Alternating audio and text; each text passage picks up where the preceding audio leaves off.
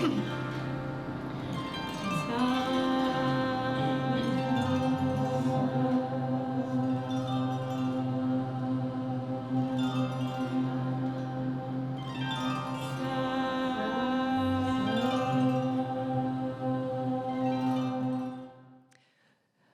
Naïssam Jalal, je suis très très heureuse d'avoir ce moment avec toi pour échanger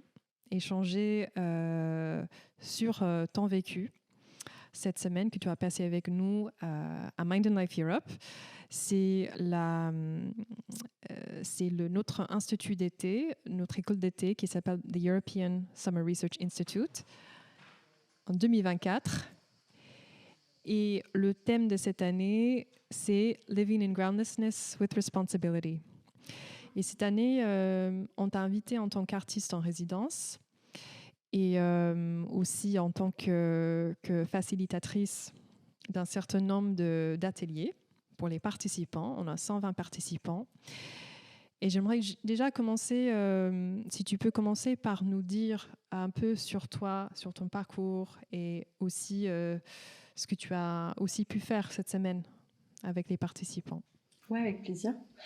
Donc moi, je suis Naïssam Jalal, je suis flûtiste et compositrice, vocaliste et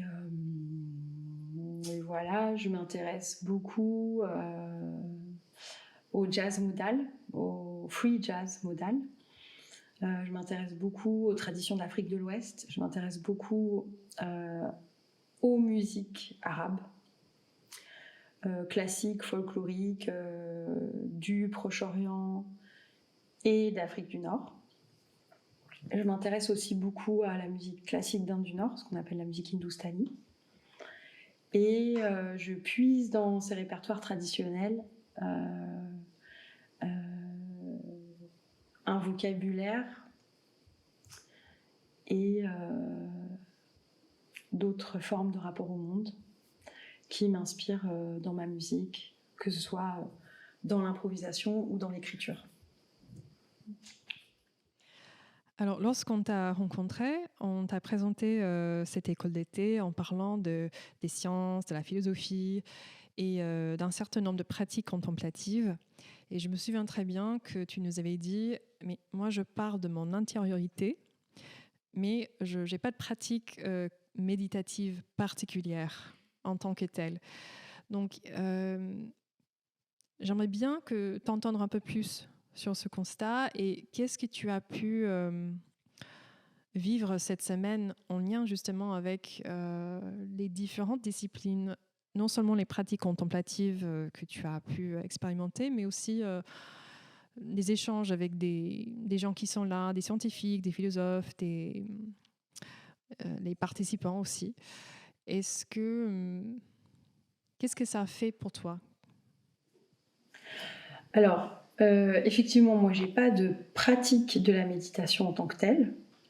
J'avais jamais pratiqué la méditation zen de ma vie, avant là. Je me suis beaucoup intéressée aux musiques de trance, notamment la musique nawa, au Maroc, en Algérie, notamment le zikr, et tout particulièrement le zikr égyptien, qui est la forme de cérémonie de trance dévotionnelle traditionnelle qu'on a dans l'islam. Dhikr, ça veut dire souvenir. C'est une façon de répéter le nom de Dieu, et donc dans des rituels de trance. Et les rituels de trance au Maroc et en Algérie dont je parlais sont des rituels de guérison. Donc je me suis beaucoup intéressée à la trance et je me suis aussi beaucoup intéressée à la dimension contemplative et à la dimension spirituelle en fait de la musique, notamment dans la cantillation coranique, dans le silence présent dans la cantillation coranique et aussi dans le silence présent dans la musique classique hindoustanie. Donc, j'ai pas de pratique de la méditation, Mais la question des états de conscience modifiés et la question de la spiritualité dans la musique, c'est quelque chose qui me passionne depuis 20 ans. Donc, je pense que dans ma musique, ça se perçoit. Voilà. Et comme j'ai beaucoup réfléchi à ces questions de la transe et ces états-là dans lesquels on se retrouve, et moi, je suis jamais rentrée en transe dans ces rituels auxquels j'ai assisté, et même parfois auxquels j'ai participé. En revanche, je sais que parfois, quand j'improvise, il y a des fois où j'improvise où je sais exactement ce que je suis en train de faire. C'est-à-dire, je sais que je suis en train de jouer telle phrase et qu'après ça, j'ai envie d'aller dans telle direction et que j'ai une structure en tête et que même si je ne sais pas exactement comment je vais remplir cette structure, je sais dans quelle direction j'ai envie d'aller, ce que j'ai envie de dire et tout ça. Et puis, il y a des fois, au contraire, où l'improvisation se termine et je suis incapable de dire ce que j'ai fait. Je ne sais même pas si c'était bien ou pas. Et je pense que dans ces moments-là, en fait, je suis dans un état qu'on pourrait appeler un état de transe.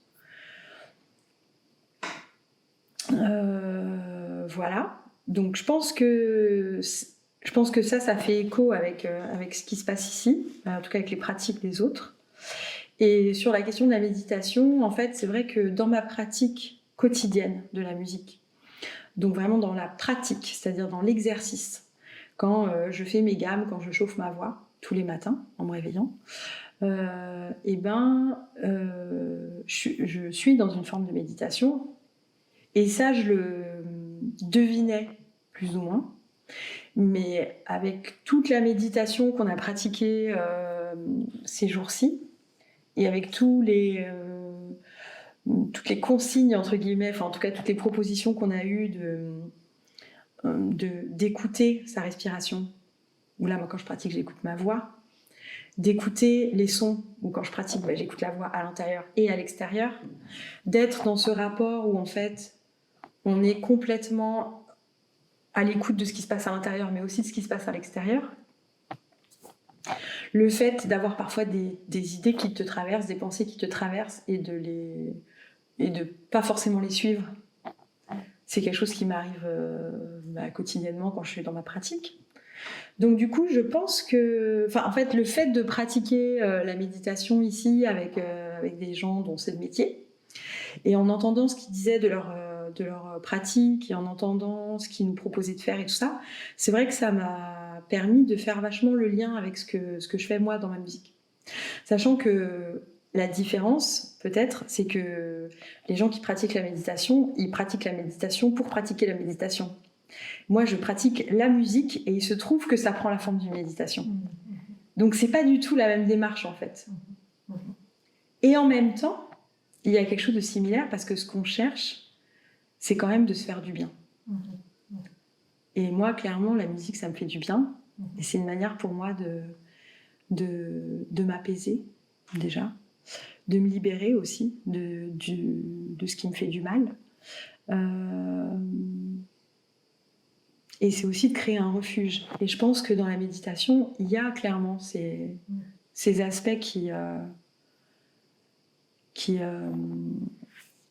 apparaissent dans les pratiques de ce que j'ai pu entendre, découvrir, traverser. Oui, c'est très très beau ce que tu es en train d'écrire, et aussi un mot qui me vient à l'esprit, c'est l'intimité. L'intimité avec soi-même. Complètement. Et avec son instrument. Et bien avec d'autres aussi. Et avec ses sensations aussi, parce qu'en fait, mon instrument, comme tu viens de dire, c'est juste un instrument. En fait, mon instrument, c'est une voix. Et c'est un matériau, en fait, pour exprimer des choses. Donc, c'est là où, en fait, je ne sais pas dans quelle mesure la méditation, elle mène à l'expression. Tu vois, je pense que c'est intérieur et quelque part, ça reste intérieur. Il me semble. En tout cas, moi, quand je joue, il y a une dimension très intérieure, très intime. mais il y a une dimension publique qui, je pense, il y a une dimension narrative, il y a une dimension d'expression qui est le propre de la pratique artistique, en fait, et qui, je pense, n'est pas commune avec la méditation, de ce que j'ai cru comprendre. Mais en tout cas, là où il me semble les pratiques se rejoignent, c'est sur le mieux-être, l'apaisement, le soin.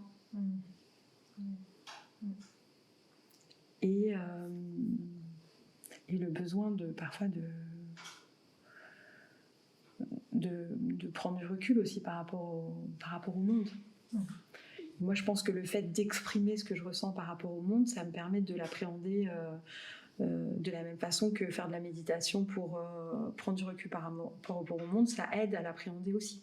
Donc il y a plein de différences dans la pratique musicale, même si elle est méditative ou contemplative, et la méditation en tant que telle, mais il y a aussi, il me semble, des endroits où ça se rejoint.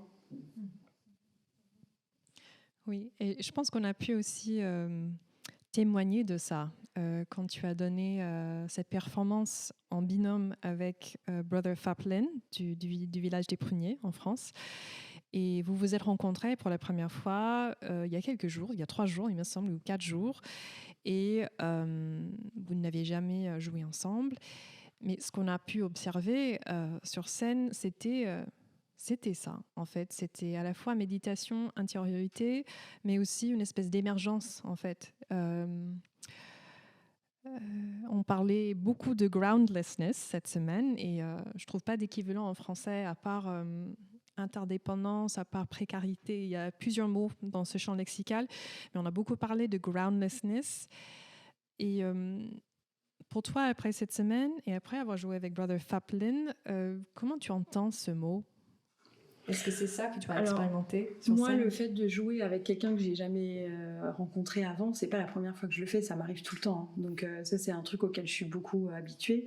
Et c'est la question de l'émergence, justement, où tu as différents individus qui ont un langage propre, qui ont une identité propre, et qui, en fait, lorsqu'ils se rencontrent, ne sont plus l'addition de ces identités, mais qui créent quelque chose de neuf. Ça, c'est quelque chose auquel je suis habituée, parce que c'est le propre de la pratique collective, en fait, dans la musique. Donc ça, c'était un point auquel je voulais répondre. Et tu peux me redire, c'est quoi ta question ? Est-ce que justement cette expérience que tu as faite avec Brother Faplin, est-ce que ça a changé aussi ton rapport à ce mot groundlessness, ou comment tu entends ce mot aujourd'hui ? Bon, je dois dire que j'ai beaucoup entendu plein de choses sur groundlessness et que ça n'a pas changé beaucoup ma perception des choses. C'est-à-dire que si groundlessness, c'est la précarité du monde tel qu'il est, à savoir que demain, tu ne sais pas ce qui va se passer, tu peux tomber malade, tu peux avoir un accident, tu peux rencontrer une personne formidable, tu peux être trahi par la personne que tu aimes. Si donc groundlessness, c'est la situation du monde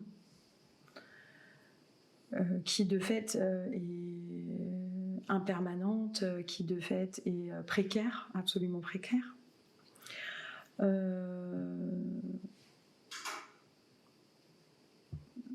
pour moi c'est ni positif ni négatif en fait, c'est juste le monde tel qu'il est avec sa beauté et sa violence en fait. C'est juste le monde tel qu'il est et avec lequel on doit dealer avec notre vulnérabilité et avec notre possibilité de s'effondrer quand il nous fait du mal en fait. Enfin, voilà. Si groundlessness en revanche c'est une pratique, en fait c'est là où j'ai l'impression que de tout ce que j'ai entendu, alors après encore une fois moi je suis pas super bonne en anglais donc il y a peut-être des nuances que j'ai pas perçues, mais j'ai l'impression qu'en plus tout le monde n'était pas d'accord sur ce que c'est que le groundlessness, c'est-à-dire que j'ai eu l'impression qu'il y en avait pour qui c'était juste le monde tel qu'il est, et il y en avait d'autres pour qui c'était une pratique et un état d'être, une façon d'être au monde. Et si effectivement groundlessness est une pratique et une façon d'être au monde, moi c'est quelque chose que j'ai pas expérimenté, donc je peux pas juger en fait. Enfin voilà, déjà en plus j'ai pas à juger. Si ça convient à certaines personnes de pratiquer ça, bah tant mieux pour elles, tu vois. Mais en tout cas moi j'ai pas saisi en fait, ou en tout cas j'ai pas eu la chance de comprendre dans quelle mesure on pouvait pratiquer l'absence de fondement. Qu'on pratique ou qu'on réfléchisse en tout cas à cette absence de fondement pour être prêt quand on fait face à des épreuves ou à des désillusions ou à des chocs. Qu'on y réfléchisse, je pense que c'est intéressant. Mais en quoi la méditation pouvait être une pratique de l'absence de fondement, ça je ne l'ai pas perçu. Voilà. Mais parce que peut-être j'ai pas assez été en profondeur et qu'en 3 jours tu peux pas comprendre ça, peut-être, tu vois. Parce que je pense que si tu demandais à Fapline, lui il saurait peut-être. Voilà. Mais quand t'as dédié toute ta vie à ça, tu le comprends. Après, est-ce que pratiquer l'absence de fondement, c'est pratiquer la désintégration de soi, enfin, ou pas la désintégration, mais en tout cas, et j'ai pas envie de dire non plus la dissolution, mais en tout cas, la réduction du soi, on va dire. Mais j'ai pas encore tout à fait saisi, en fait, je dois dire. Et est-ce que dans le moment d'improviser, dans l'acte d'improvisation, est-ce que ça t'amène parfois à cette absence de fondement, ou est-ce que tu sens que c'est encore autre chose? Non, c'est vraiment autre chose. Parce qu'en fait, l'absence de fondement, pour moi, c'est vraiment l'absence de fondement. Or, moi, ma pratique musicale, je joue de la flûte depuis que j'ai 6 ans, alors j'en ai 40. Donc j'ai passé quasiment toute ma vie à jouer de la flûte. Et cette pratique-là, elle est fondamentale. C'est un ground, c'est un sol sur lequel je peux me reposer. C'est-à-dire que quoi qu'il advienne dans l'improvisation, même si à un moment je suis plus fragile qu'à un autre, j'ai toujours cette pratique, j'ai toujours cette connaissance intime de l'instrument qui fait que je peux me raccrocher à ça, en fait. Et donc, je trouverais ça un peu malhonnête de dire « ouais, on pratique le groundlessness dans notre impro et tout ». Non, en fait, oui, c'est vrai qu'on pratique l'interdépendance. Clairement, il y a une interdépendance, c'est-à-dire que si j'ai envie d'aller là et que la personne qui improvise avec moi a envie d'aller là, et ben à un moment, ça va sonner faux, ça va être moche. Il n'y aura pas d'harmonie, il n'y aura pas d'entente. Donc on est obligé d'être à l'écoute, on est obligé d'être super à l'écoute. Et moi je trouve que c'est une des choses qui est une des choses les plus belles dans la musique, c'est justement qu'elle t'apprend qu'il n'y a pas de relation sans écoute. Il n'y a rien en fait si tu n'écoutes pas. Bon, cela dit, il y a des musiciens qui n'écoutent rien, ça existe aussi. Et comme je pense dans tout. Mais il y a cette interdépendance, ça c'est sûr. Mais est-ce qu'il y a une absence de fondement ? Non. Est-ce qu'il y a une précarité ? Oui, plus ou moins, mais c'est pas super dangereux.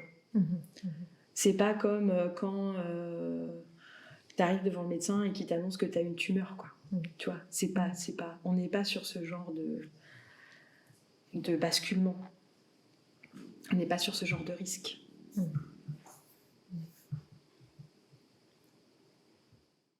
sais pas si tu connais, si tu es familière avec le philosophe Vladimir Yankelevitch. Pas du tout. En gros, il a une pensée sur la mort principalement, mais il a une image que j'aime beaucoup, qui est celle du papillon et de la flamme, qui est le papillon tourne autour de la flamme parce qu'il voudrait savoir ce que c'est, mais sauf que s'il rentre dans la flamme, il sait mais il n'est plus, mais s'il tourne autour, il est mais il ne sait pas. Ouais. Et est-ce que tu compares un petit peu le moment de transe musicale? Est-ce que c'est ça, est-ce que tu es la musique? Waouh.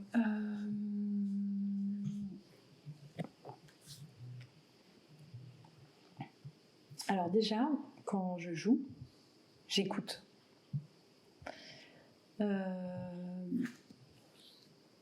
Et si j'écoute vraiment intensément, et si je ne suis plus que l'écoute, et je ne suis plus que l'ouïe, en fait, je suis pas sûre d'être la musique. En fait, si tu veux, c'est compliqué de te parler ça, parce qu'en fait, quand je suis en transe, j'ai conscience de rien. C'est-à-dire que je me rends compte que j'ai été en transe quand je me rends compte que j'ai fini mon impro et que je sais pas du tout ce qui s'est passé, en fait. Donc c'est pas...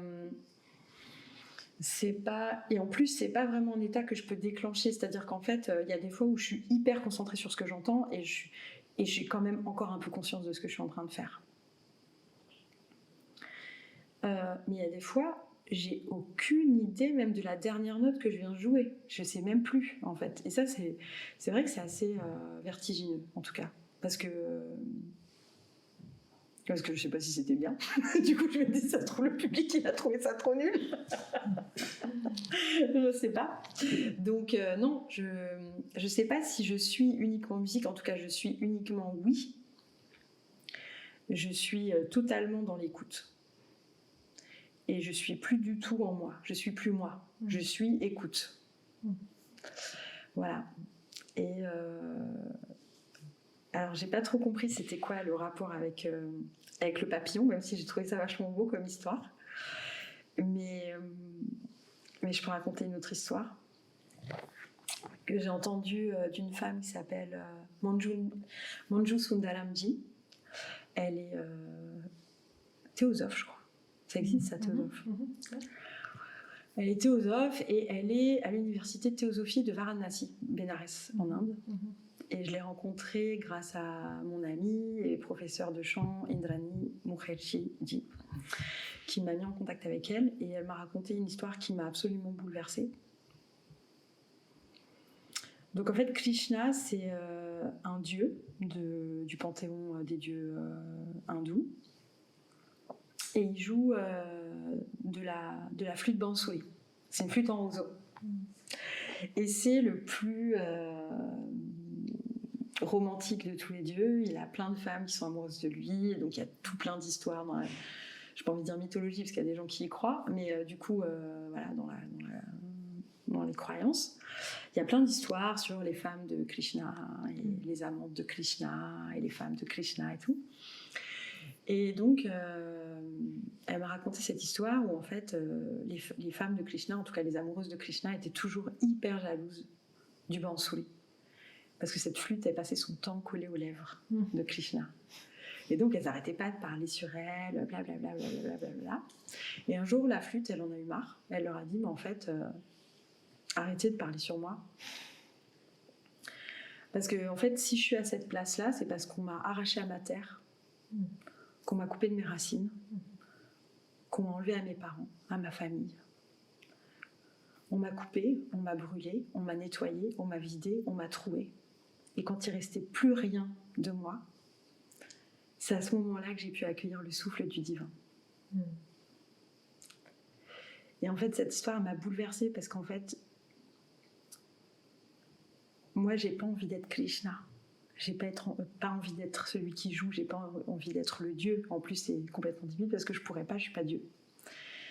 Mais en revanche, je pense, avec toute l'humilité que ça implique, que il y a des moments, je parviens à être la flûte.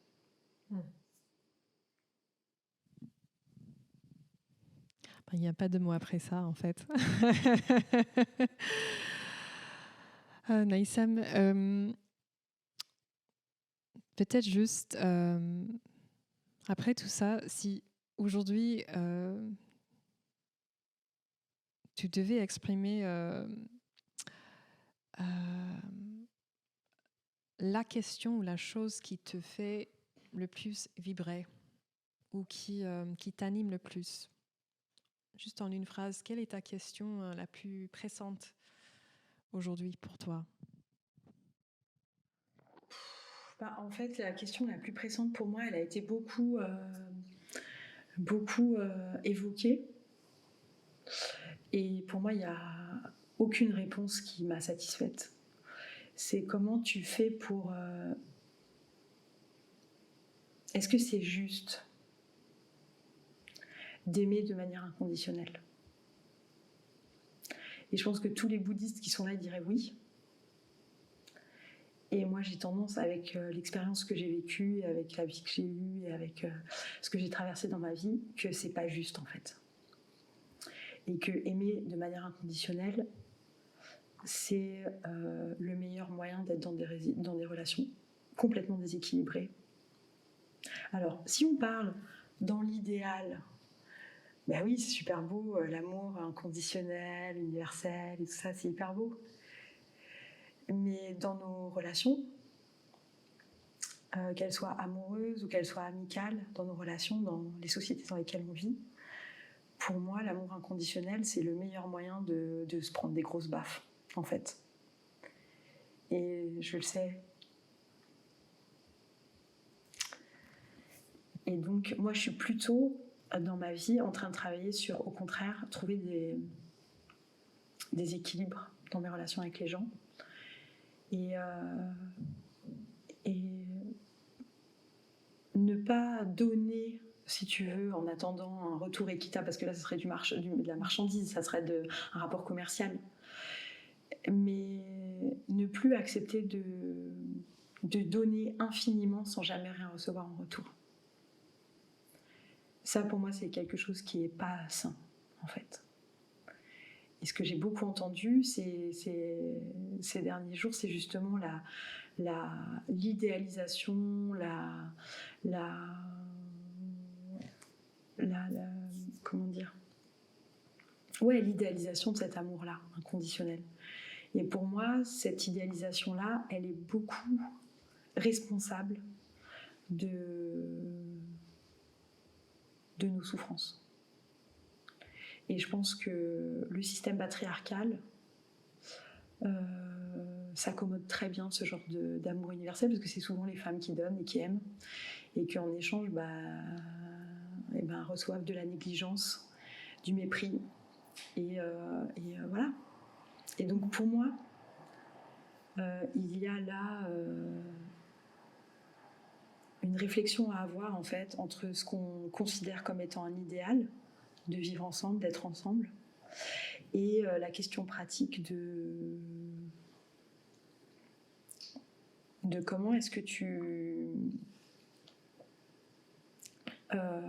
tu fais coexister cet amour inconditionnel avec des systèmes de domination dans lesquels on vit, que ce soit le capitalisme, la domination de classe, le racisme, la discrimination raciale et le patriarcat. Voilà.